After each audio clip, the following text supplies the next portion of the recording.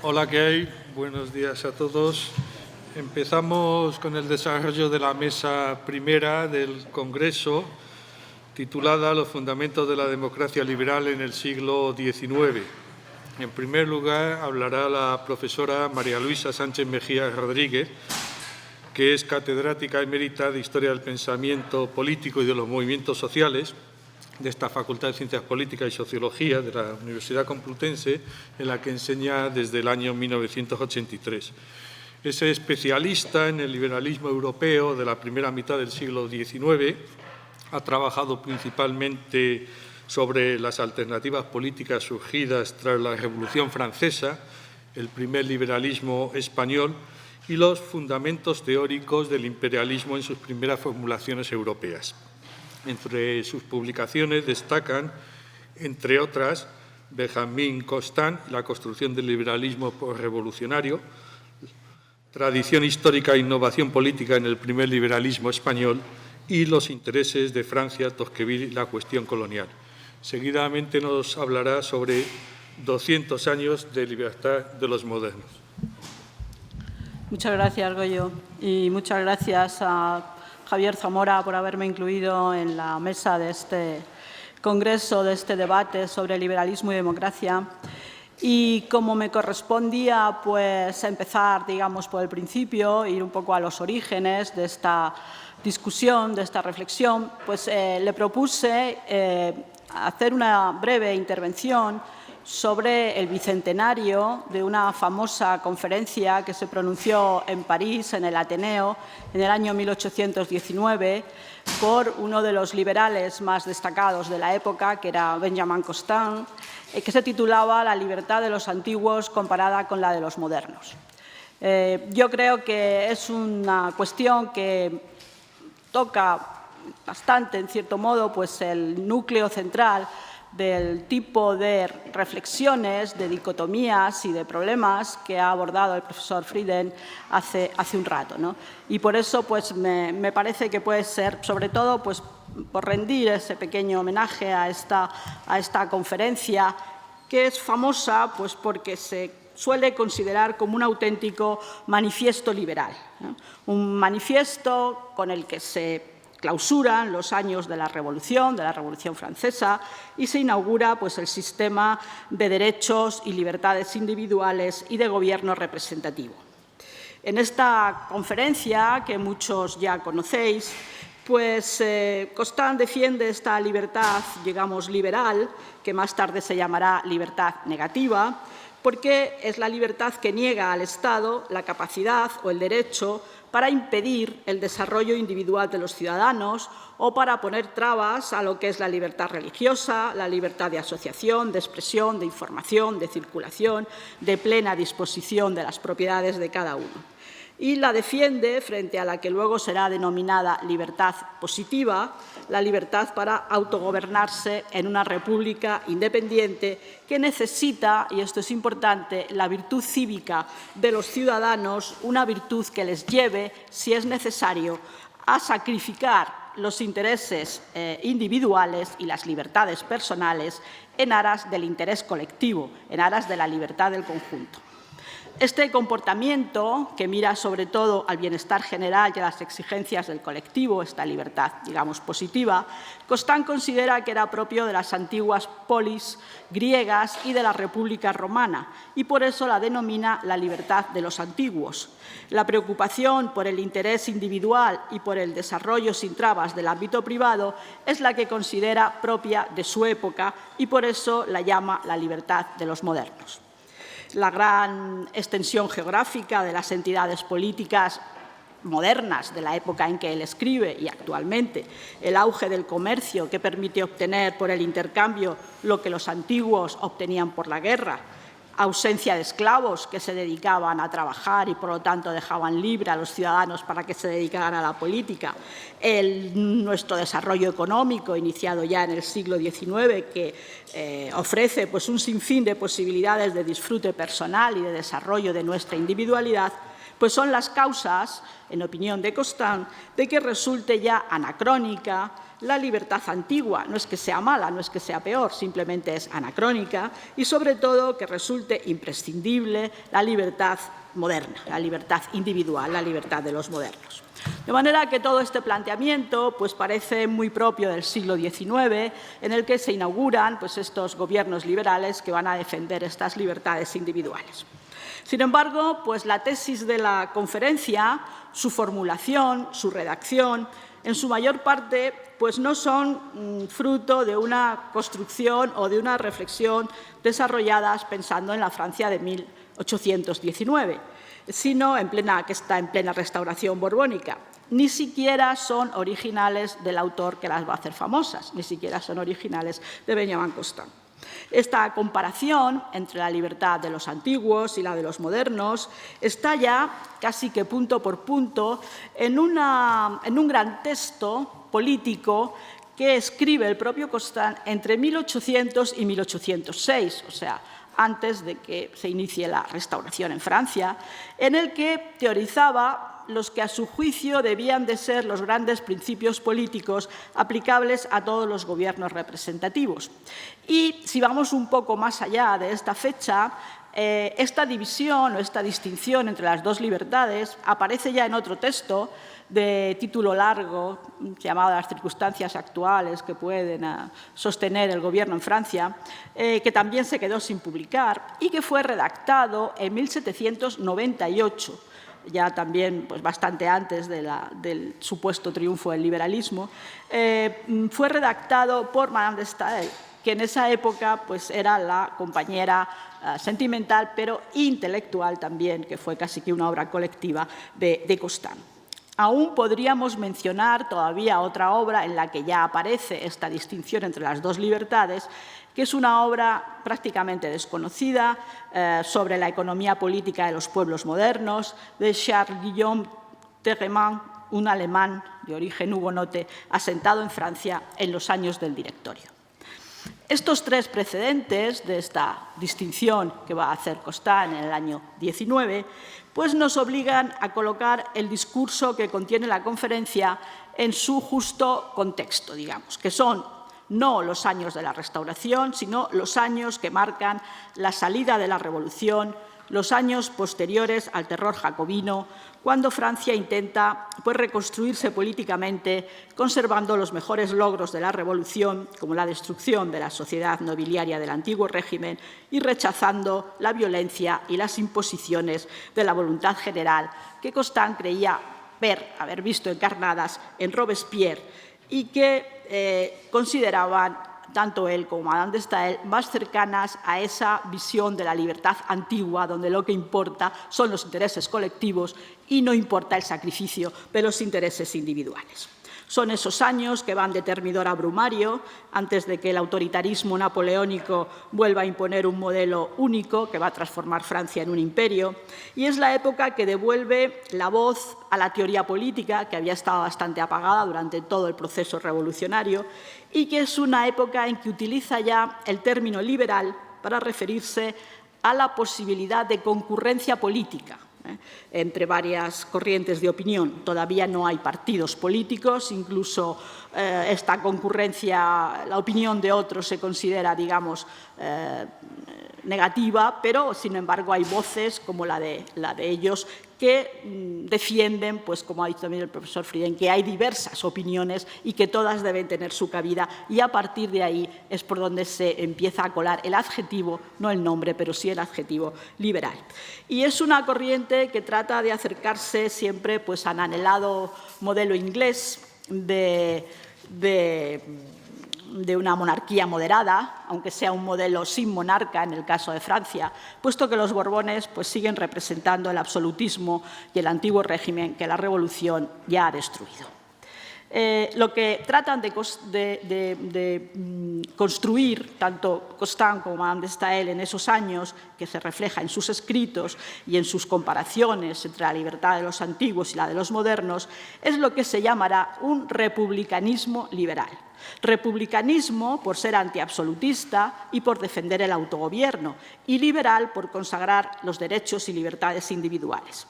Se trata, en definitiva, y es la intención de los autores, de recuperar la buena revolución, lo que ellos consideran que es la buena revolución, que es la revolución del 89, y rechazar la mala revolución, la revolución jacobina y el terror del año 93. Esta es la explicación que está en el origen, como digo, de la distinción entre las dos libertades. Pero Constant la va a recuperar, como decía al principio, en 1819, más de 15 años después de su versión no publicada y más de 20 años después de la caída del terror, en plena restauración monárquica, un régimen que podríamos decir que está casi en el extremo opuesto de lo que significaba el jacobinismo. ¿Por qué en el año 19 decide recuperar este texto que había quedado sin publicar, pero que se había reelaborado ya varias veces, ¿no? Pues es un momento, este momento de la Restauración francesa, en que la carta otorgada de Luis XVIII no llegaba a ser ni siquiera una constitución, aunque tampoco era una vuelta al absolutismo, pero sí que imponía un sistema representativo con muchas limitaciones. La libertad de expresión sufría continuamente el filtro de la censura y la libertad de reunión estaba muy estrechamente vigilada porque era un Estado que podríamos llamar autoritario.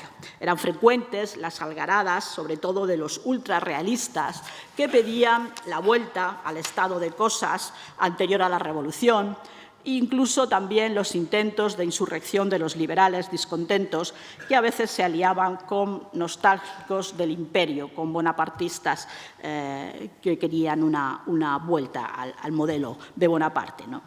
1819, que es el momento en el que se pronuncia la conferencia, ocupa el gobierno un político llamado Élie Decazes, un cuasi doctrinario, podríamos decir, un cuasi liberal, que no reconocía la soberanía nacional ni la soberanía popular y que lo que pretendía era abrir la monarquía a las nuevas élites, pero siempre manteniendo un poder real fuerte, un poder del rey fuerte.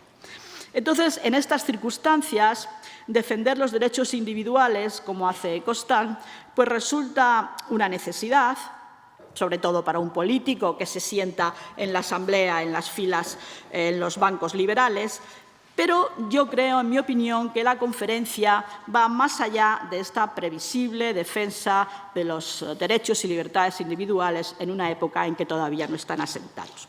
Porque si leemos todo el texto de la conferencia, después de exponer los argumentos ya citados sobre el anacronismo de defender hoy la libertad de los antiguos y la necesidad histórica de cultivar los derechos y las libertades individuales, Constant afirma que eso no significa que se deba renunciar al autogobierno de las antiguas repúblicas en aras de los intereses individuales.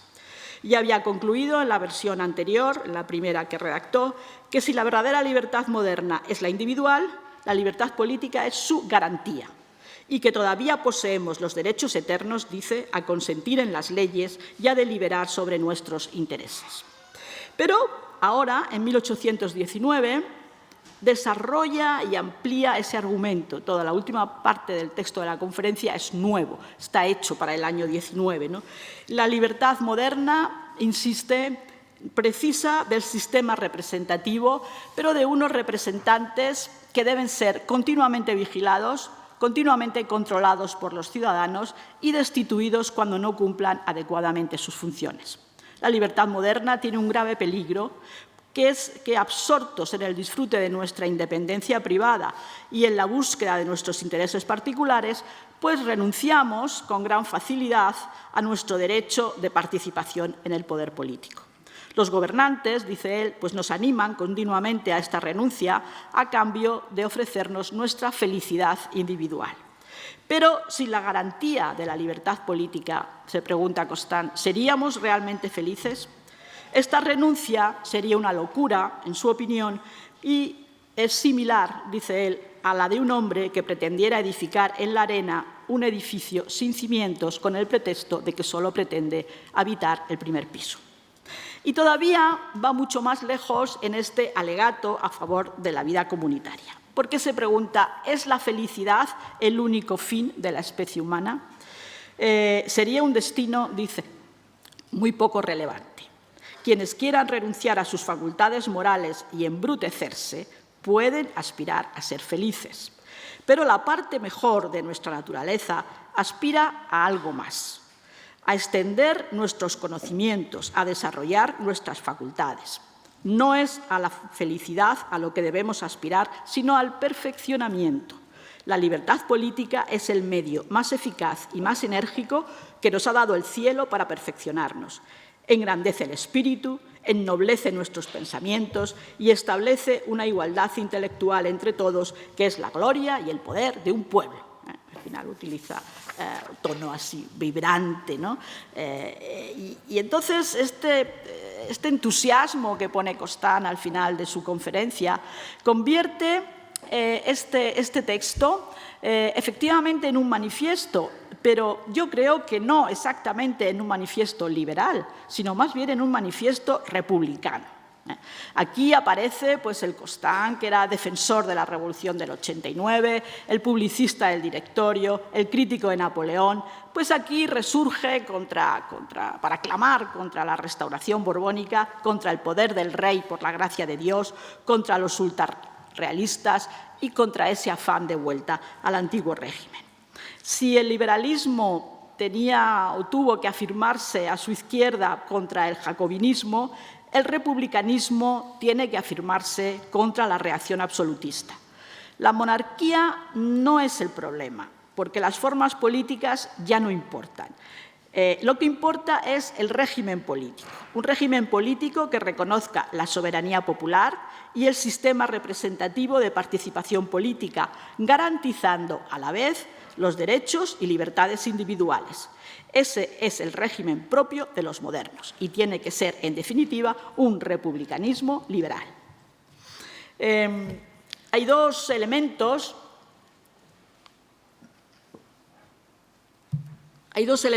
que matizan el liberalismo de Constant, que se considera siempre liberal, para conferirle ese sesgo, podríamos decir, republicano, que son la participación política como garantía de la libertad individual y, en un sentido más profundo, la finalidad de la vida humana. El primero lo separa de quien es considerado el gran liberal del siglo XX, que es Isaiah Berlin, autor de un texto que es aparentemente hermano o heredero del texto de Constant, el famoso texto de Berlin de dos conceptos de libertad del año 1958. Aunque Berlin considera que la libertad política también es libertad, en realidad para él no es un elemento esencial para su definición de libertad, porque para él la definición de libertad tiene como elemento principal la ausencia de interferencia, la posibilidad de que el individuo pueda comportarse como le parezca mejor.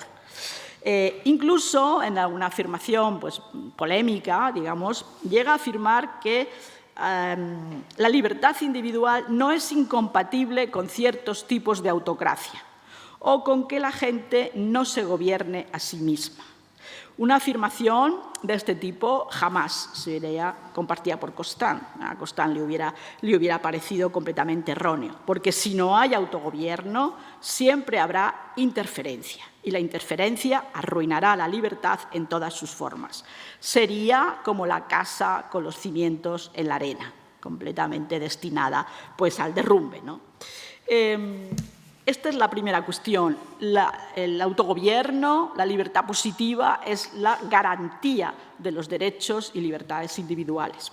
La segunda cuestión pues ya entra más un poco en terreno más filosófico, digamos, que es cuál es el fin último de la vida humana. Y este tipo de preguntas pues, va a emparentar a Constant con un autor que también se ha mencionado antes, que es John Stuart Mill, a que se le considera que profesa un liberalismo ético, ¿no? Entonces, bueno, ¿en qué pueden coincidir? Pues Constant está inmerso en la teoría de la perfectibilidad de la especie humana, que es una teoría que está muy en boga, conoce una gran expansión en las décadas finales del siglo XVIII. Entonces, el individualismo que defiende Constant nunca pierde de vista el devenir histórico. La perfectibilidad tiene que darse en un proceso histórico, ¿no?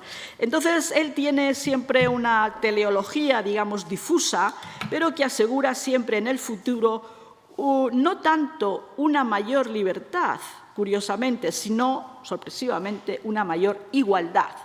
En realidad, es una secuencia de distintas etapas históricas que han ido marcando el devenir de la humanidad, y el individualismo y la libertad individual no es más que una de ellas. Es la etapa del presente histórico que él vive, pero no es la etapa definitiva. La historia no está clausurada. La felicidad individual no puede ser entonces una meta definitiva, sino un paso más en el despliegue de nuestras capacidades, que en realidad tienen que aspirar a un mayor conocimiento de nosotros mismos y a un mayor conocimiento del mundo, ¿no? Y en ese camino, la ocupación y la preocupación por el gobierno de la comunidad es una contribución a nuestro perfeccionamiento. Aquí es donde emparenta con Mill, puesto que aquí evidentemente hay un pozo muy ilustrado, como ya digo, pero también lo hay en Mill, que rechaza también la felicidad utilitarista como fin último de la vida humana para aspirar a la autorrealización. Una tarea, dice Mill, en la que la vida pública ocupa un lugar destacado junto a la cultura, a la amistad o a los afectos. De manera que yo diría, para concluir, que la libertad política aparece así en la conferencia de Constant también como un deber ético, como ese contenido moral que se mencionaba antes, como esa calidad que puede proporcionar al liberalismo y a la democracia, como un liberalismo matizado, un liberalismo alejado del estereotipo de lo que son las libertades propiamente individuales, y se convierte en este modelo que luego no va a ser excesivamente reproducido, como he dicho antes, en un liberalismo republicano. Nada más, muchas gracias.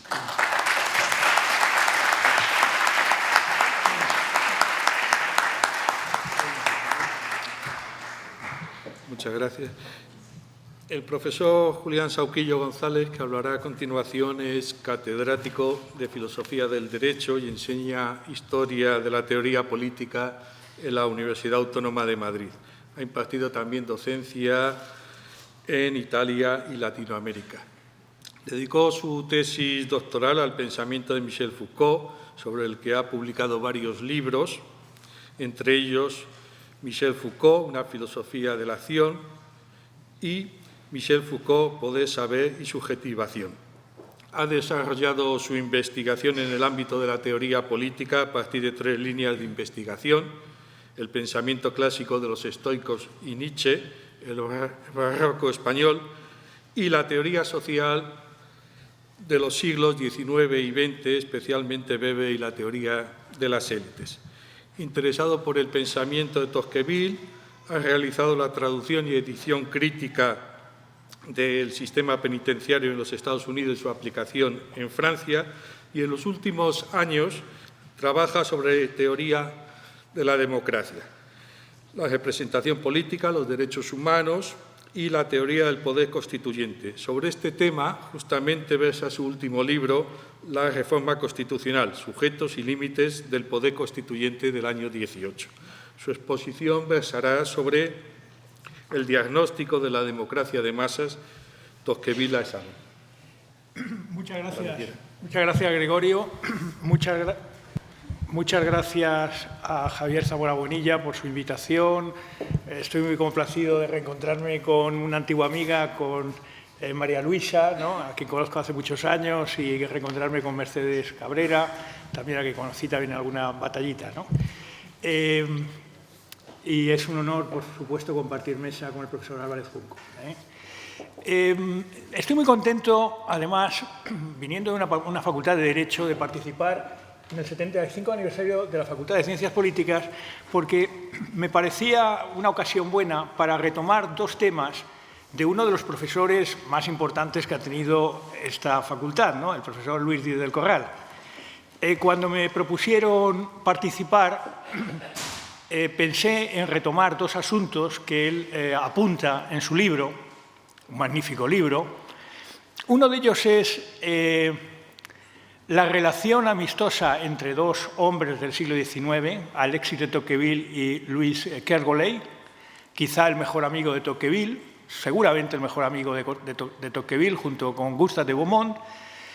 Me parece además apropiado hacerlo aquí, que hay muchos jóvenes, mayoritariamente jóvenes, ¿no?, que saben mucho y que conocen mucho lo que es la amistad o que pueden valorar incluso qué les puede aportar la amistad del siglo XIX, ¿no?, a sus vidas, a su vida actual. Procuraré esos 20 minutos dividirlos, ¿no?, entre este asunto, que tocaré en un segundo lugar, y quisiera retomar un problema que trata el profesor Luis Díez del Corral y otros politólogos como Meyer o como André Jardin, que es la relación entre Tocqueville y Max Weber. Claro, los más jóvenes dirán, este segundo aspecto nos toca poco porque es un aspecto que parece muy erudito, ¿no?, la relación entre un señor del XIX y uno entre siglos, ¿no?, entre el siglo XIX y el siglo XX. Bueno, verán, no les toca tampoco porque creo que, hablando de una forma coloquial y también para que me entienda la mayoría, lo que estos señores, Tocqueville y Weber, intentaron zanjar, intentaron resolver, es el problema del liderazgo político. Es un problema muy actual. Ellos tuvieron un desafío en la democracia de su tiempo, que era construir un liderazgo político capaz de impulsar la representación política que se va forjando desde la Revolución Francesa durante todo el siglo XIX. Una representación sin mandato imperativo, como el de nuestra Constitución en su artículo 67.2. Esa es una herencia de la Revolución Francesa. No hay mandato imperativo de nuestros representantes. Bueno, el desafío fue un desafío muy noble. Creo que puedo avanzar que fracasaron. Es decir, el liderazgo político se ha ido descomponiendo cada vez más hasta nuestros días y no pudieron parar todo un proceso histórico en el que estaban sumidos, que les arrastraba, que es el proceso histórico de cada vez mayor conflictividad social, cada vez más crisis del Parlamento, cada vez más dualización de la sociedad, cada vez más conflictividad en la calle que se soterraba con el ejército y la policía, ¿no? Esto que Pareto llama el fin del ciclo plutocrático, es decir, la necesidad de cambiar una clase social que lideraba, que era la clase social oligárquica, por una clase media, que era la clase media regeneracionista, reformista, que intentó a comienzos del siglo XX parar aquello que no se pudo parar, que fueron la Primera Guerra Mundial, la Segunda Guerra Mundial y la Guerra Civil Española. Tuvieron un desafío noble, pero fracasaron, digo. Pero intentaron reconstruir y forjar la democracia, que es un bien que tenemos que cuidar como una flor muy bella, ¿no?, que no debemos de tirar. Fracasaron con muchas dificultades porque ellos reflexionaron junto a la reflexión de Marx y Engels, por una parte, en el caso de Tocqueville, y por otra parte, de Rosa Luxemburgo, en el caso de Max Weber. Podríamos decir que intentaron construir la representación política frente a unos movimientos marxistas que intentaban de alguna forma acelerar, catalizar y agudizar la conflictividad social y unos movimientos populistas como el movimiento populista de Rosa Luxemburgo a comienzos del siglo XIX, ¿no?, que estalla finalmente y no pudieron pararlo, Max Weber no pudo pararlo. Pero en todo caso fue noble el intento de crear una vía reformista frente a la vía revolucionaria. El profesor Luis Díez del Corral dice, es raro que Max Weber no cite a John Stuart Mill. Es verdad, es raro, ¿no? Algunas veces los autores están tan influidos por uno que tienen que pegarle un codazo, ¿no?, para hacerse sitio, ¿no? El gozne entre John Stuart Mill y Max Weber, el golpe entre Alexis de Tocqueville y Max Weber es John Stuart Mill. John Stuart Mill efectivamente sí tuvo mucha relación con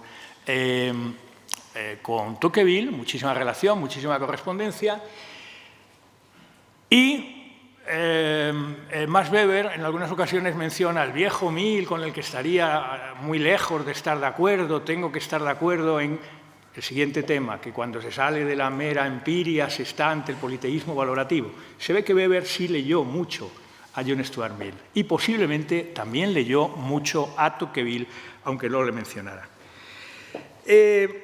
Bueno, ¿cuál fue la posición de Weber y de Tocqueville en relación con este problema del liderazgo? Bueno, Tocqueville vio que la excelencia moral en el siglo XIX, esto que es ahora es una palabra que se utiliza continuamente en las universidades, la excelencia. Bueno, la excelencia no va de suyo, la excelencia moral es una cosa que cuesta mucho trabajo, mucho esfuerzo y mucho sacrificio y que es muy dificultoso. Bueno, pues ellos quisieron forjar un liderazgo político basado en la excelencia moral. Una excelencia moral que era cuasi heroica.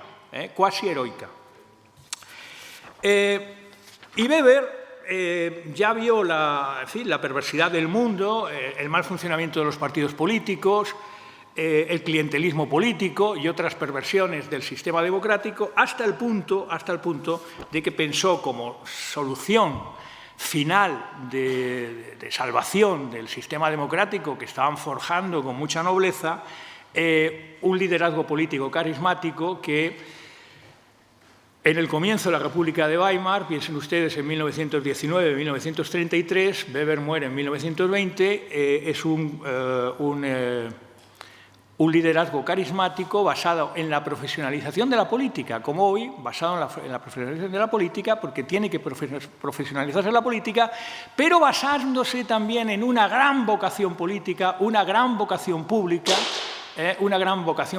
que incluso supone un sacrificio de los intereses particulares que él quiso y que mal se compadece con el desarrollo que luego vimos del siglo XX y con los problemas que estamos viendo actualmente del liderazgo político. No hay tanta excelencia como Tocqueville y Max Weber quisieron. Uno de los problemas que ellos encontraron, y fíjense que yo soy un Foucaultiano, a mí me interesan mucho las cuestiones de poder y de control social, ¿no? Porque desde hace muchos años estudié a Foucault. Uno de los problemas que encontraron es que los procesos de igualación que se dan en el siglo XIX son procesos también de normalización, de serialización, de tal forma que cada vez la mayoría es más trivial, cada vez la mayoría es más vulgar, cada vez la mayoría tiene más peso, lo digamos hoy, ¿no? En las redes sociales, y con toda la cultura, ¿no? del streaming, mil cosas, ¿no? que hay ahora, ¿no? de difusión masiva de una cultura, que es una cultura muchas veces trivial, no es una cultura muy potente. Es decir, que hay un proceso de igualación, de trivialización, de normalización, de serialización de las conductas, que coincide, ¿no? con la defensa del derecho a la igualdad también, y cada vez la excelencia moral es más difícil.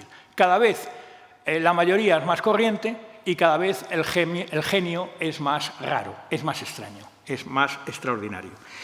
Esto lo vio Foucault, bueno, lo vio Foucault, claro que lo vio Foucault, pero lo vio la Escuela de Frankfurt. En la dialéctica de la Ilustración dice, Adorno y Horkheimer dicen, el precio de la igualdad de todo con todo consiste en que nada puede ser idéntico a sí mismo. La Ilustración disuelve el error de la vieja desigualdad, pero destruye lo inconmensurable. Un buen tema, ¿no? Para el seminario de la Ilustración, ¿no? Es decir, sí, la Ilustración disuelve el error de la vieja desigualdad, pero destruye lo inconmensurable. Es decir, esto inconmensurable, la genialidad, la excepcionalidad, el carácter extraordinario, la genialidad, que es un tema romántico, ¿no? Que está en Weber, a través de Goethe, que está pues, en muchos autores, ¿no? Que está en Tocqueville, porque a Tocqueville le interesaba Carlyle, por supuesto, ¿no? Bueno, así que lo que ocurre, y con lo que se encontraron, es que esos procesos de defensa de la igualdad social, de alguna forma, fueron corrosivos también de la excelencia moral, de la excelencia, de la genialidad, del carácter extraordinario que se necesita para liderar una nación. Bueno, y se encontraron también con que cada vez una mayor organización política supone una mayor racionalización, una mayor burocratización del mundo moderno, y la racionalización y la burocratización del mundo moderno lo que consigue es también un apagamiento del carisma. El carisma es una cualidad que se tiene pero que se pierde. Y cuando todo está racionalizado, todo está planificado, todo está burocratizado, pues en definitiva el genio cada vez es más difícil, porque el carisma es una estela, es un brillo, es un atractivo de orden irracional, enigmático, si queréis, claro, también unido a un carácter de un individuo culto, cultivado, ¿no? Con conocimientos históricos, etcétera, etcétera, pero esa estela se pierde por la planificación. Si yo me acerco a una persona y desde que me acerco ya sé lo que me va a decir, cómo me lo va a decir y en dónde me lo va a decir, pues efectivamente la sorpresa es muy difícil, ¿no? ¿Me comprenden? Y la sorpresa, ese carácter extraordinario, es un carácter que también se requiere en el liderazgo político. Si una generación como la de Jeremy Bentham lo que quiso es organizarlo todo y construir una opinión pública fuerte, lo que se encontró la generación de Tocqueville y John Stuart Mill, del gobierno representativo 1859, es que se encontró con que lo que se daba con esa organización y con esa defensa de la opinión pública es el apagamiento, ¿no?, de la libertad de expresión, de la libertad de opinión y un proceso de serialización, de normalización terrible. John Stuart Mill, del gobierno representativo, habla de la, perdonen el palabro del traductor, pero yo lo sigo utilizando porque es muy gráfico, de la rutinización de la política. La política se convierte en algo rutinario. Y claro, Tocqueville se encontró efectivamente con que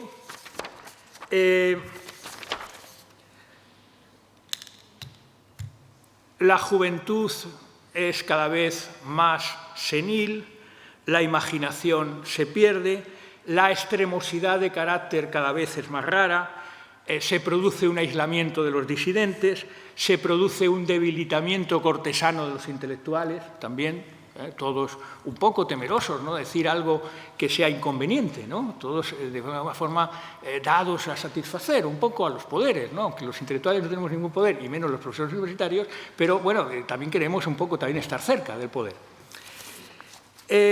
Bueno,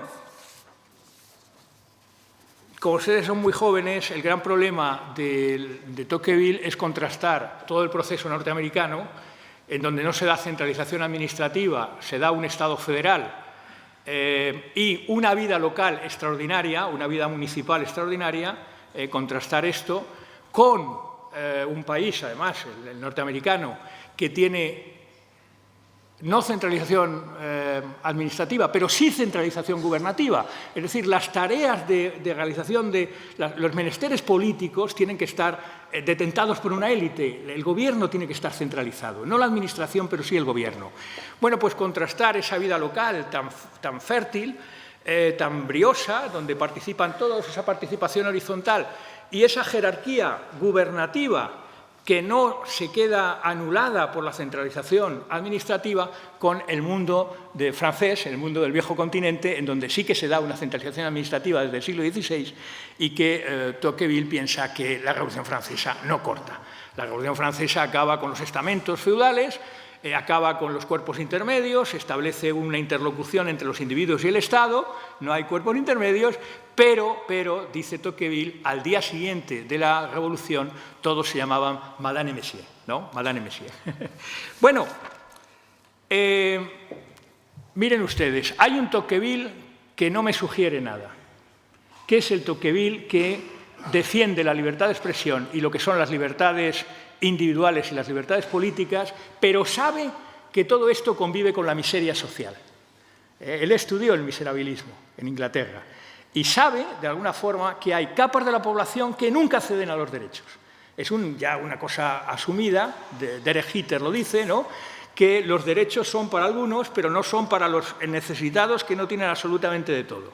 Y que toda la construcción de la ciudadanía es una construcción de la ciudadanía como paliativo frente a una conflictividad social que es la de los que no tienen ni trabajo, ni hogar, ni ningún tipo de derechos, porque no les llegan ningún tipo de derechos. Bueno, ese Tocqueville no me interesa. Ni tampoco me interesa tanto el Tocqueville que sabe que los derechos individuales políticos e individuales también conviven con la delincuencia. O sea, él hizo unos magistrales estudios, ¿no?, junto a la democracia norteamericana, del sistema de Auburn y de Filadelfia, ¿no? Es decir, cómo encerrar a aquellos que son delincuentes. Pero hay un Tocqueville que es magnífico, que es el Tocqueville que denuncia esos procesos de normalización y de secularización. Me van a permitir que les lea una frase de Tocqueville que me parece que es de las más estremecedoras que se pueden dar en la historia del pensamiento político. Ustedes me van a corroborar si es así. Sujétense a la silla. Dice, cadenas y verdugos eran los instrumentos que la tiranía usaba antaño, pero en nuestros días la civilización ha perfeccionado incluso el despotismo, del que sin embargo parecía no tener nada que aprender. Los príncipes, por decirlo así, habían materializado la violencia. Las repúblicas democráticas de nuestros días la han hecho tan intelectual como la voluntad humana a la que quiere reducir. Bajo el gobierno absoluto de uno solo, el despotismo, para alcanzar el alma, golpeaba groseramente al cuerpo, y el alma, escapando a sus golpes, se elevaba gloriosa por encima de él. Pero en las repúblicas democráticas no es así como procede la tiranía. Abandona el cuerpo y va derecha al alma. El amo ya no dice, pensaréis como yo o moriréis. Dice, sois libres para no pensar igual que yo.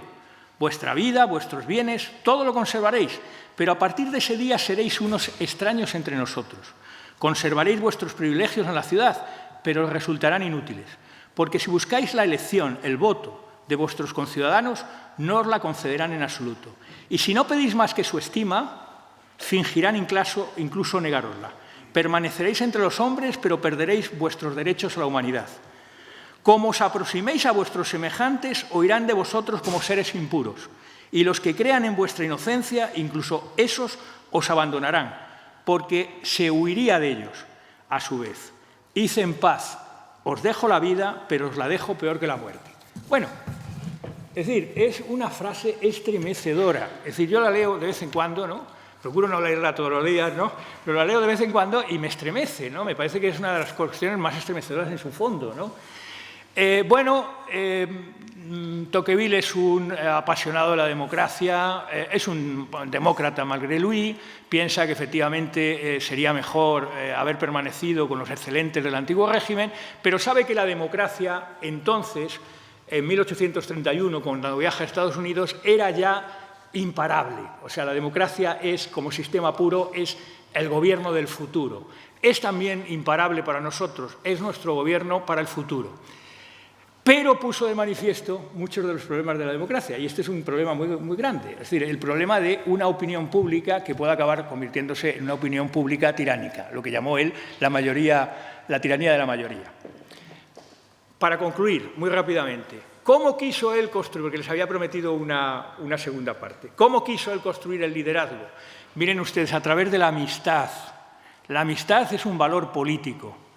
Kergolay y Tocqueville intentaron crear un carácter extraordinario, capaz de servir como patriotas a su nación, a Francia, a través de una relación de múltiples cartas. Múltiples cartas, les traigo solo aquí un tomo de la correspondencia. Múltiples cartas. En esas múltiples cartas había un gran intercambio intelectual. Aparecía Pascal, aparecía Montesquieu, aparecía Maquiavelo, aparecía Malebranche, aparecía Rousseau. ¿Saben ustedes qué edad tenían ellos cuando todo este flujo de clásicos que les servían a ellos para irse formando intelectualmente en una relación especular, qué edad tenían? Tenían entre 23 y 30 años. Entre 23 y 30 años. Luego mantuvieron la correspondencia hasta la muerte, pero entre 23 y 30 años. Ellos, en estas cartas, quieren construir una personalidad excelente. Lo que los jóvenes que están aquí tienen que hacer, construir una personalidad excelente. ¿Cómo? No con ñoñeces, no con trivialidades, con mucha autoexigencia individual y arrimándose a los mejores amigos y estableciendo en esa relación amistosa una relación de auténtica confianza, para que exista ese intercambio. Ellos querían subir el nivel de los más bajos. Es decir, ellos en estas cartas tienen, por ejemplo, una reflexión muy crítica de la enseñanza primaria. Dicen, es terrible que a los jóvenes de nuestro país, a los 12 años, se les aparte de la escolarización y se les lleve al campo a trabajar. No. Fueron muy críticos con la educación burguesa, llena de trivialidades. Querían una educación fuerte, una educación profunda, una educación potente, una educación poderosa. Lo que querían, y ya acabo, Gregorio, porque ya te veo inquieto, lo que querían efectivamente es que no se, para gobernar en la democracia, no se rebajase a los más excelentes, sino que se elevase a los más bajos.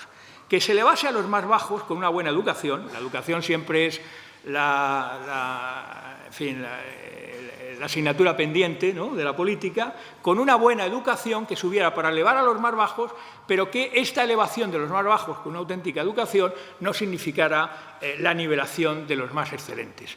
Y esa autenticidad, ese valor, esa capacidad de gobierno, esa generosidad que se ven en estas cartas de dos jovencillos, ¿no?, que intentan cada vez forjarse en una individualidad patriótica, muchas veces vigilando del exterior, muchas veces diciendo, cuidado, fulanito, Lassange, que era un buen patriota, que leía, ahora se deja llevar por una chica que le vuelve loco, ya no sirve para nada, se parece al misántropo de Molière, se parece a ese individuo, ¿no?, que una mujer le hizo caso un día, la primera que le hizo caso, pero le vio tan exigente, tan volcado con ella, que rápidamente se marchó, ¿no?, corrió rápidamente, ¿no?, y entonces tuvo que ver cómo efectivamente esa mujer que le había hecho caso, en definitiva, luego se casó con uno de 25, que dice Tocqueville, o Kergolay dice, que llegará a los 50 años en las mismas condiciones que en sus 25 años, es decir, no habrá tenido ninguna evolución.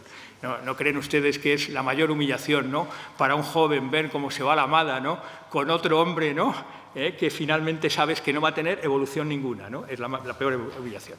Bueno, creo que de todo este género de cosas, a lo mejor ustedes han sacado alguna conclusión, espero haber sido en 20 minutos, suficientemente claro. Bueno, pero esto es un poquito, 20 minutos, es un poco como cuando le preguntaron a Woody Allen, ¿no?, ¿qué piensa usted, ¿no?, de los cursos de lectura rápida? Y, uy, muy bien, dice, me leí Guerra y Paz en 10 minutos. Bueno, pues espero, en todo caso, que haberle sido útil, sobre todo. Muchas gracias por su atención.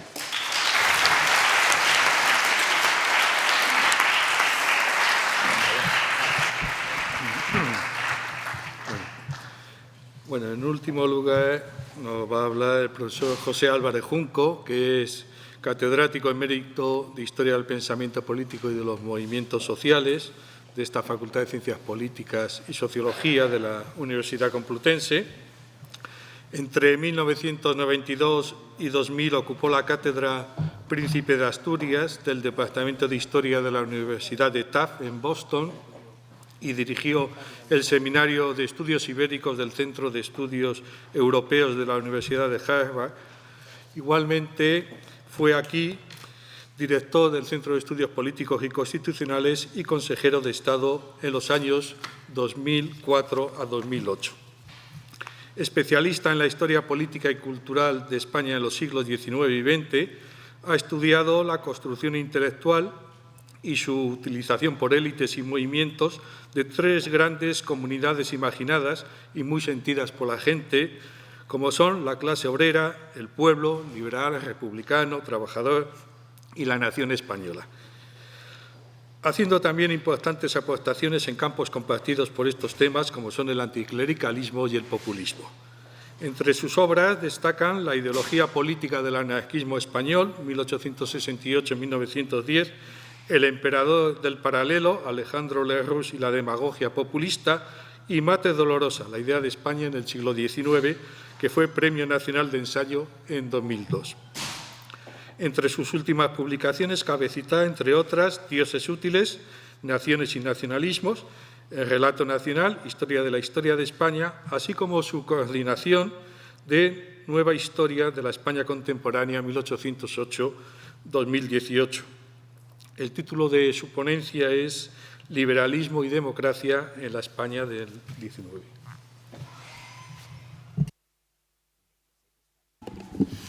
Pues muchas gracias. Buenos días a todos. Buenas tardes, deberíamos decir ya. Como todos los que me han precedido, agradezco a los organizadores esta ocasión que me han dado de participar en una mesa como esta tan interesante, y agradezco a Gregorio de la Fuente su amable presentación. Liberalismo y democracia en la España del siglo XIX es un tema enorme. Comprenderán que no puedo más que darles unas cuantas ideas generales, lanzar algunas hipótesis que no tengo suficientemente elaboradas, pero que me rondan por la cabeza y que quizá puedan dar lugar a algún tipo de debate. Es habitual, como todo el mundo sabe, situar los inicios del liberalismo español en las Cortes de Cádiz. Hay cierta incoherencia en esta afirmación, a la que no se suele dar demasiada importancia. Es un país sometido en los últimos siglos a una monarquía absoluta, a un catolicismo monolítico, y sin embargo existe una élite liberal tan fuerte que logra imponer su mayoría en unas Cortes que por primera vez se celebran de manera libre, unas Cortes que aprueban la libertad de prensa, la abolición de la Inquisición, una Constitución que establece fuertes límites al poder monárquico. En fin, la contradicción se resuelve normalmente haciendo una somera referencia a las lecturas de los ilustrados en las últimas décadas del siglo XVIII, de los principales autores ilustrados franceses y británicos, y al impacto de la Revolución Francesa sobre ellos. Con esto ya se explica que en Cádiz surgiera una mayoría liberal. Pero es un fenómeno un poquito difícil, un poquito más difícil de explicar que eso. De la noche a la mañana, en unas Cortes en las que recae el poder de una manera un tanto coyuntural e inesperada, unas Cortes que están compuestas por clérigos, en un tercio de los diputados de Cádiz son clérigos, por funcionarios de la monarquía absoluta, otro tercio entre civiles y militares. De repente domina el liberalismo, y el liberalismo es una ideología ajena a la cultura tradicionalmente dominante en el país. Deberíamos asumir que los diputados de Cádiz representan a las élites de la sociedad existente, de la sociedad que viene de los siglos anteriores. Y esa sociedad se caracterizaba por, una estructura política monárquica, monarquía absoluta en principio, aunque basada en los presupuestos teóricos de la escolástica sobre todo española del siglo XVI, que decía que el rey no tenía un poder ilimitado. El rey tenía un poder limitado. ¿Limitado por quién? Por los principios morales, por las instituciones heredadas, por los derechos corporativos, pero no por una institución concreta que pudiera controlar las acciones de gobierno. 2, una estructura social jerárquica, nobiliaria. Cada cual es lo que representa en la escala social, lo que corresponde al lugar en que ha nacido, con un corporativismo que complementa la jerarquía nobiliaria. Cada cual está inserto en una familia, en un gremio, en una orden religiosa. No hay, por tanto, meritocracia. Tú no debes ser recompensado de acuerdo con tus méritos, ni hay individualismo. Importante. 3, un Estado paternalista y clientelar, que está encargado de funciones tales como la protección de los desvalidos, la beneficencia, la recompensa a los servicios a la comunidad, no basados en la meritocracia, sino en lo que el rey, cabeza del Estado, considera que han sido servicios que se le han prestado. 4, la defensa de las regalías, es decir, de los derechos del monarca, frente a esos derechos eclesiásticos, nobiliarios, forales, corporativos. Los funcionarios del rey van defendiendo, a medida que avanza el siglo XVIII, los derechos del monarca. Esa es la pugna básica en el antiguo régimen. Derechos del monarca frente a derechos de las corporaciones. Y es un problema antiguo reavivado recientemente, especialmente con la Iglesia, a través del jansenismo. El jansenismo, los derechos del rey a controlar la Iglesia, frente al jesuitismo, derechos del Papa a controlar la Iglesia universal. Otro rasgo más, el monolitismo religioso católico de la sociedad española. Un monolitismo, no digo que el catolicismo sea la religión oficial, no digo que el catolicismo sea la religión mayoritaria, digo que el catolicismo es la religión única. Nadie ningún súbdito de la monarquía española, que se llama monarquía católica, ningún súbdito puede ser no católico. Monolitismo completo. Bien, no hay ningún espacio para los no católicos. El clero controla la enseñanza, la censura de los libros, la censura de prensa, etc. Y por último rasgo de esta sociedad, aislamiento cultural frente al exterior. La invasión napoleónica y la llegada de ejércitos ingleses a través de Portugal con Wellington es el primer contacto masivo que tienen los españoles desde hace varios siglos con los europeos. Desde los decretos de Felipe II, en 1560, 250 años antes, los estudiantes españoles han tenido prohibido salir al extranjero, excepto a 2 o 3 universidades controladas directamente por el embajador español.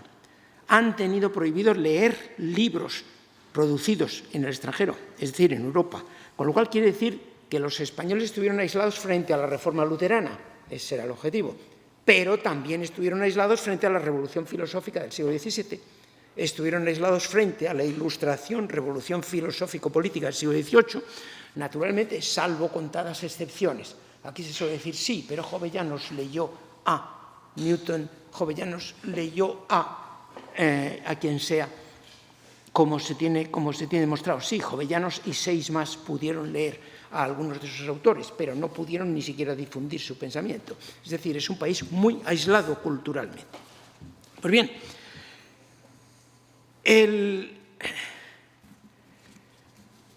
es, por tanto, muy difícil que en unas Cortes, en una situación coyuntural como la de las Cortes de Cádiz, se pase de repente de una cultura de súbditos a una cultura de ciudadanos. Es muy difícil que de repente se elabore una constitución liberal y que se pretenda transformar la sociedad en una sociedad liberal, una sociedad que no es individualista y que renuncia a las libertades individuales y a la libertad religiosa, se transforma en una sociedad liberal. La pregunta es, por tanto, ¿eran realmente liberales? Una Constitución que no tiene una declaración de derechos individuales y que afirma en su artículo 12 el carácter católico, esencial y permanentemente católico, sin opción alguna para la discrepancia, ¿es una sociedad liberal? ¿No eran más bien jansenistas? Es decir, que lo que están intentando es construir una iglesia nacional, una iglesia convertida en una rama de la administración pública al servicio del monarca o al servicio del nuevo titular de la soberanía, que es la nación, que quiere sustituir al monarca. Claro que en esta Constitución se podría decir es que se evitó la declaración de derechos, se evitaron declaraciones de libertad religiosa porque no se quería imitar el modelo revolucionario francés, porque hubieran sido acusados de antipatriotas en ese momento. Y por eso ellos crearon la mitología de una España liberal, medieval, que era la que querían reconstruir para considerarse más españoles que nadie.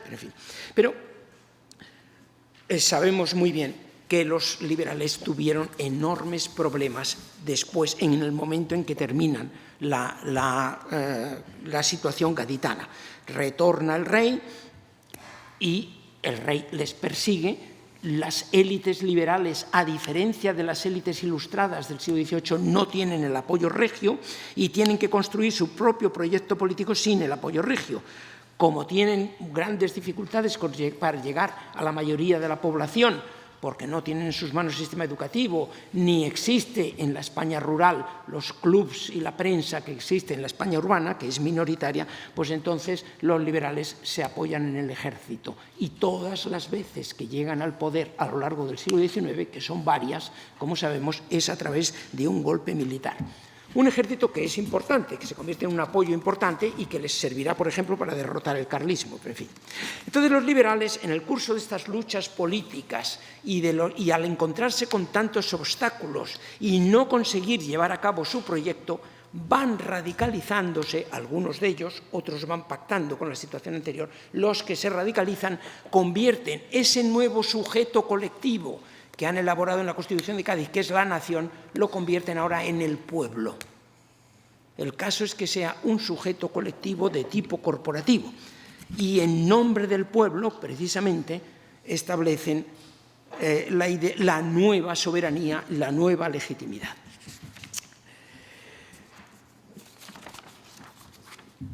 Es decir, que los liberales intentan apoyarse en una legitimidad colectiva, primero la nación, luego el pueblo, una identidad formulada y explicada e idealizada por ellos, pero en esa tarea se van a encontrar con un obstáculo, que existe ya una identidad colectiva que está fabricada y utilizada por las fuerzas conservadoras, que es la identidad española católica, monárquica, tradicional.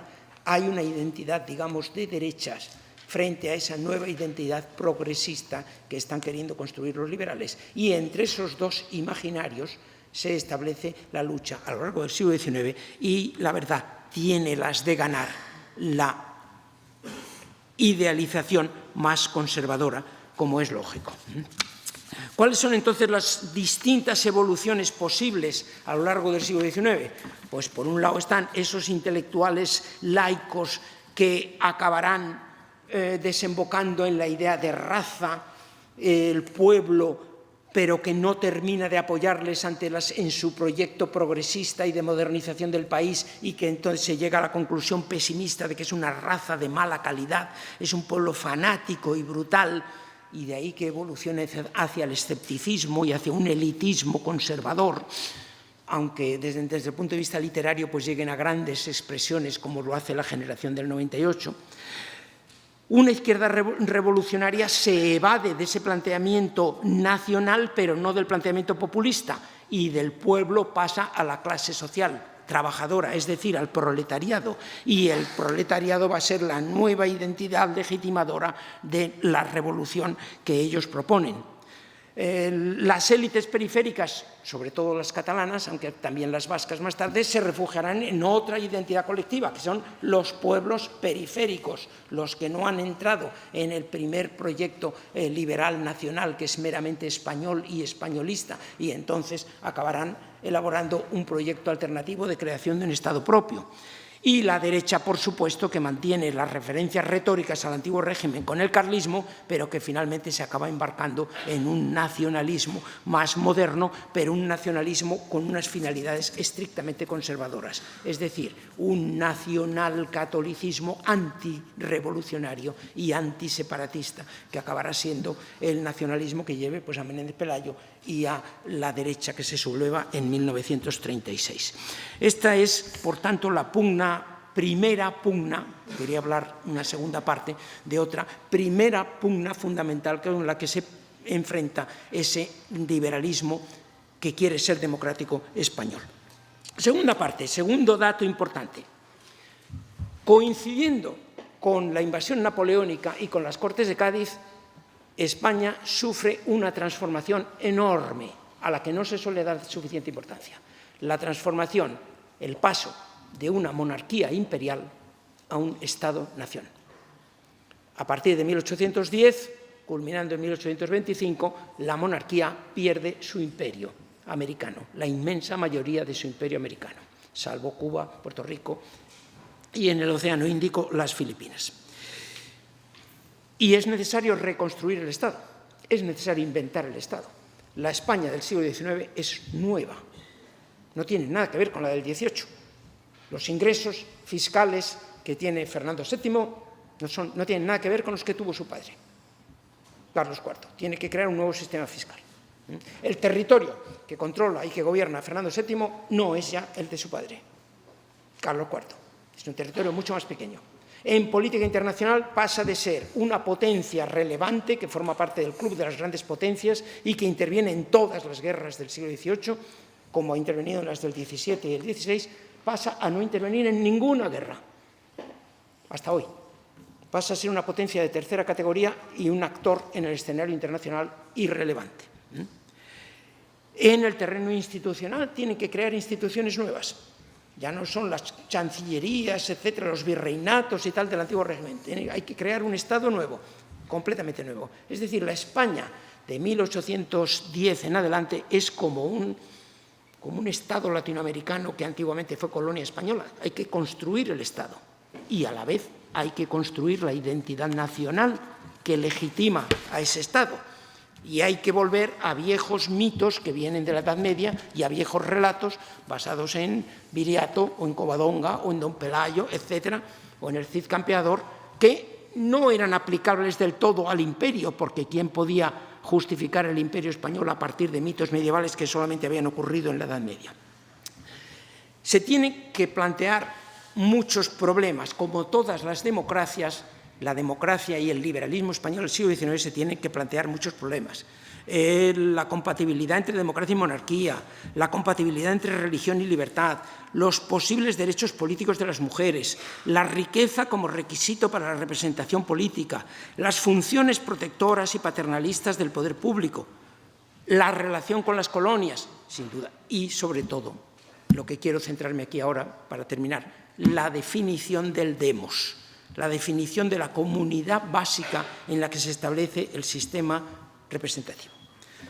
La democracia se basa en la autodeterminación del pueblo o la autodeterminación de los pueblos.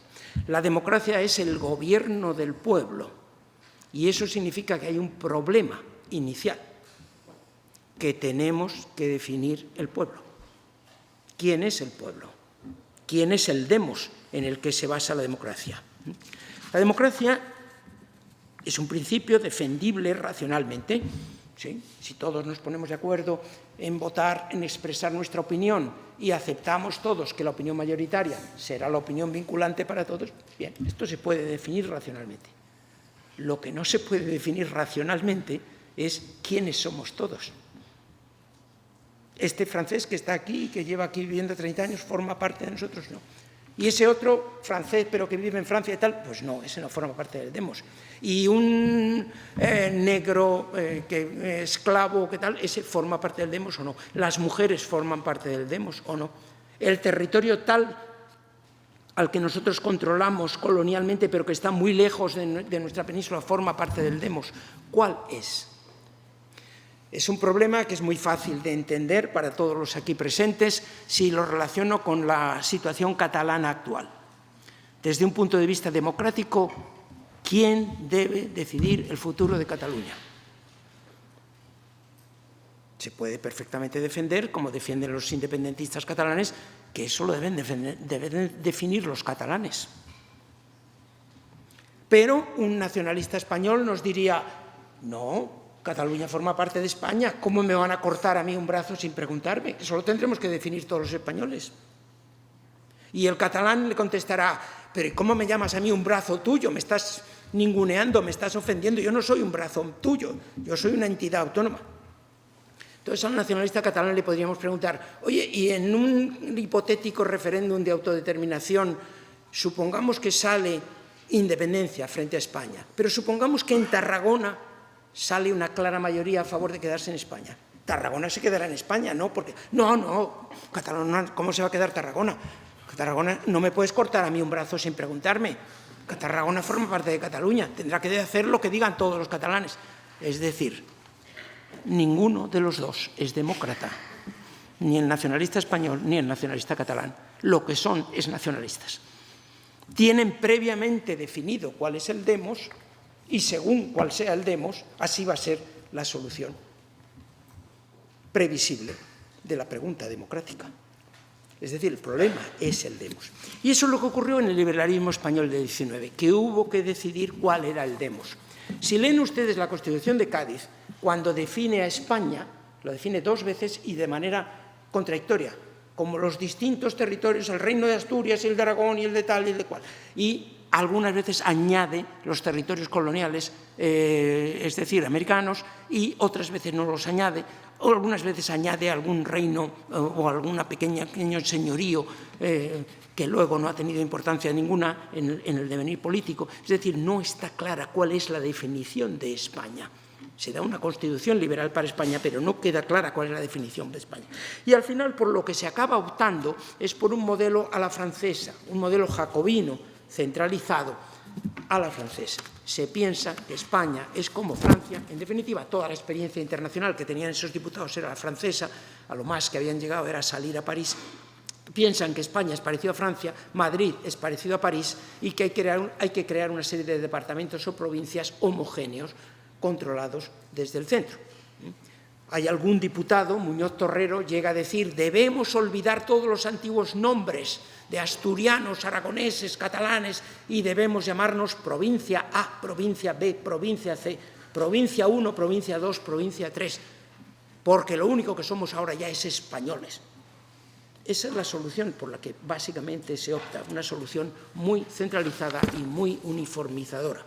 Y esa solución pues, ha planteado problemas, como sabemos, no les causó gran felicidad ya a los diputados catalanes que estaban en las Cortes de Cádiz, que no plantearon problemas, pero sí expresaron algún desacuerdo, y, desde luego, en el futuro ha planteado mayores problemas, porque la realidad española, pues en definitiva, era más compleja que la francesa y no había una ciudad que dominara desde el punto de vista económico, demográfico, cultural, como lo había en Francia con París, sino que había como mínimo 2 ciudades, Madrid y Barcelona, y la segunda de las ciudades se convirtió además en el centro industrial del país y creció incluso demográficamente más que Madrid, no digamos económicamente, y planteó problemas sobre su sumisión a un centro político como el madrileño. Y esa es la fuente de problemas que luego se ha intentado resolver a partir de la muerte de Franco y con la Constitución del 78 a base de un sistema autonómico que es prácticamente sistema federal, pero que le faltan algunos de los mecanismos básicos